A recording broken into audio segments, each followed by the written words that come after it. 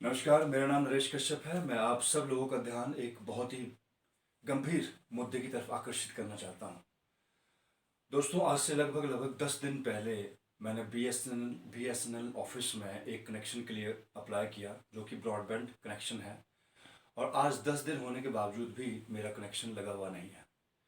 आप सब लोगों ने देखा होगा कि आज का युवा किस तरह से सड़कों पर जाकर कहता है कि मुझे जॉब चाहिए और नारे लगाता है। ऐसी स्थिति में बहुत सारे युवा अपने आप स्वरोजगार पैदा करके काम कर रहे हैं इंटरनेट की मदद से।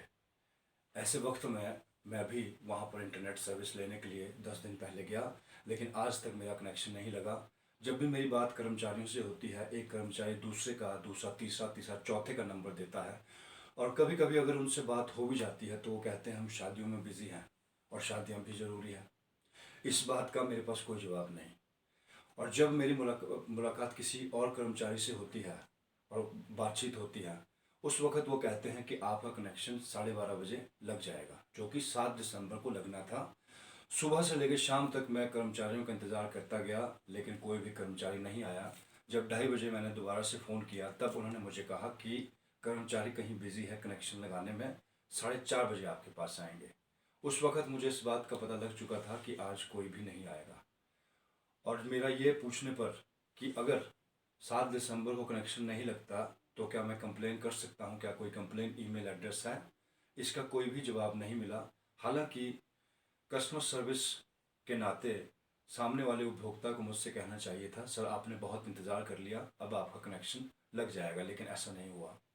बल्कि शायद किसी रंजिश की वजह से या अपने पद की ताकत दिखाने की वजह से अपॉइंटमेंट देने के बावजूद भी उस दिन कर्मचारी घर पर नहीं आए। मैं आप सब लोगों से एक ही बात कहना चाहता हूं दोस्तों, कि भारत सरकार अपना काम बहुत अच्छे तरीके से कर रही है। सरकारी कर्मचारियों को बहुत अ, अपनी प्राइवेट ऑर्गेनाइजेशन के मुकाबले में बहुत बड़ी और मोटी मोटी सैलरीज दी जाती है। लेकिन ये कर्मचारी बहुत ही स्लो प्रोसेस में काम करते हैं। अगर मैं किसी शहर में रह रहा होता तो आज तक किसी प्राइवेट सर्विस प्रोवाइडर से सर्विस लेकर भूल चुका होता कि ऐसा भी हुआ है। लेकिन हिमाचल सरकार की मैं एक बार फिर से सराहना करना चाहता हूँ। हमारे प्रधानमंत्री श्री नरेंद्र मोदी जी के भारत को डिजिटलाइजेशन करने के अपने सपने को हिमाचल सरकार बहुत अच्छे से पूरा कर रही है। हमारे गांव के अंदर बहुत सारे बीएसएनएल के कनेक्शन लगे हुए हैं। मेरे घर से 50 मीटर की दूरी पर एक कनेक्शन लगा हुआ है, बस वहाँ से तार जोड़नी है और घर पे कनेक्शन देना है। लेकिन दोस्तों, 10 दिन 10 दिन एक बहुत बड़ा टाइम होता है।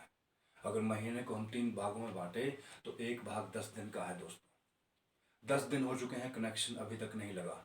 और कर्मचारियों की तरफ से लापरवाही इतनी है कि कोई मुझे कॉल अभी तक नहीं आया और कोई भी कनेक्शन लग नहीं रहा। मेरी जॉब खतरे में है। मैंने ये बात उनसे कई बार कही कि मैं ऑनलाइन काम करता हूँ, जॉब खतरे में है, आप जल्दी से कनेक्शन लगाइए। उन्हें दूसरे के बारे में, किसी दूसरे आदमी की कोई चिंता नहीं। इसे हम ये कह सकते हैं कि अपना काम बनता और भाड़ में जाए जनता। मैं आपका ध्यान आकर्षित करना चाहूँगा उस वक्त पे जब कोरोना बीमारी से सारे के सारे लोग घरों में बंद थे। उस टाइम पर सरकार ने एक पिता की भूमिका अदा की और अपने सारे के सारे सरकारी कर्मचारियों को एग्जैक्टली 1 तारीख को सैलरी दी। कई बार ऐसा भी हुआ कि इतवार के दिन भी सैलरी आ रही है और मैंने बहुत सारे लोगों को देखा सरकार की सराहना करते हुए कि हाँ, सरकार हमारा ध्यान रखती है।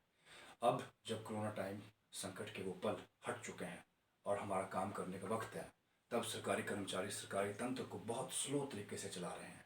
कभी कहते हैं कि एम्प्लॉयज़ कम है, कभी कहते हैं कोई शादी में गया है, कोई जिम्मेवारी लेने के लिए तैयार ही नहीं है। मैं गांव में रह रहा हूँ, इसलिए 10 दिन इंतज़ार कर रहा हूँ ब्रॉडबैंड कनेक्शन का। अगर मैं शहर में रह रहा होता तो अभी तक कोई दूसरा सर्विस प्रोवाइडर मुझे सेम डे या नेक्स्ट डे सर्विस दे चुका होता। इस केस में मैं एक लॉजिकल सवाल पूछना चाहता हूँ। अगर हम कनेक्शन नहीं दे रहे हैं तो हम सैलरी किस चीज़ की ले रहे हैं? और अगर हम कनेक्शन नहीं दे रहे हैं तो रेवेन्यू जनरेट नहीं हो रहा है। और जब रेवेन्यू जनरेट नहीं हो रहा है तब सरकार को अपने दिल पर हाथ रखते हुए मजबूरन सारी की सारी सरकारी संस्थाओं का निजीकरण करने पर मजबूर होना पड़ता है। और जब निजीकरण संस्था का होता है उस वक्त सरकारी कर्मचारी पूरी ताकत लगाकर सड़कों पर निकल आते हैं और कहते हैं कि निजीकरण नहीं होना चाहिए और सरकार को हमारा ध्यान रखना चाहिए।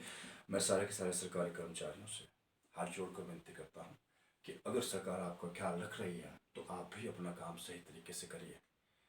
मान सकता हूँ कुछ एम्प्लॉयज़ कम हैं, लेकिन उसका मतलब ये नहीं कि आप बिल्कुल ही स्लो प्रोसेस में अपना काम करें। सारे के सारे सरकारी कर्मचारियों को अपनी जिम्मेदारी को समझना होगा। मैं ये नहीं कहता कि सारे के सारे कर्मचारी अपना काम नहीं कर रहे हैं। बहुत सारे लोग अपना काम कर रहे हैं, लेकिन दोस्तों, अगर आपके आसपास कुछ ऐसे लोग हैं जो अपना काम सही तरीके से नहीं कर रहे हैं, ये आपकी जिम्मेवारी है कि आप उनकी कंप्लेन करें।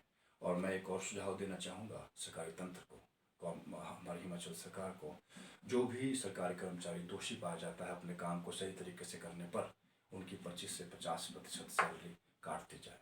जब 50% या 25% सैलरी कटेगी, तब लोगों के अंदर जागरूकता बढ़ेगी, लोग अपने काम को सीरियसली लेंगे।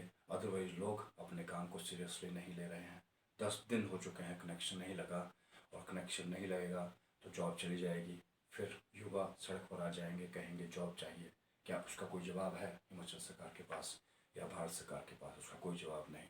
इसलिए सरकारी कर्मचारी जिन्हें की बहुत अच्छी सैलरी दी जा रही है, अपनी सैलरी को जस्टिफाई करें और अच्छे तरीके से अपना काम करें। यही मेरी दरख्वास्त है। अगर किसी आदमी को मेरी बात से दुख पहुंचता है तो मैं उसके लिए माफ़ी चाहता हूँ।